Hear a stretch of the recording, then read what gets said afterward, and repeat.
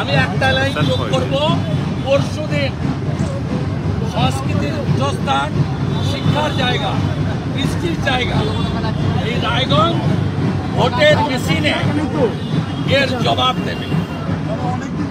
এটা কোনো আক্রমণ নয়, এটা দেউলিয়া রাজনীতির নিকৃষ্ট পরিচয় এবং এটা তৃণমূলের মতো নোংরা দলের পক্ষে সম্ভব, যারা শাহজাহানকে, হামিদুর রহমানকে, ফিরহাদ হাকিমদের প্রোটেকশন দেয়, যে ফিরহাদ হাকিম বলে ইসলাম গ্রহণ করতে হবে।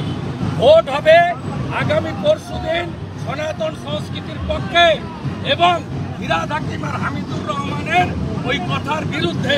রায়গঞ্জ তার সনাতন ঐতিহ্য বজায় রেখে পদ্ম ফুলে ভোট দেবে।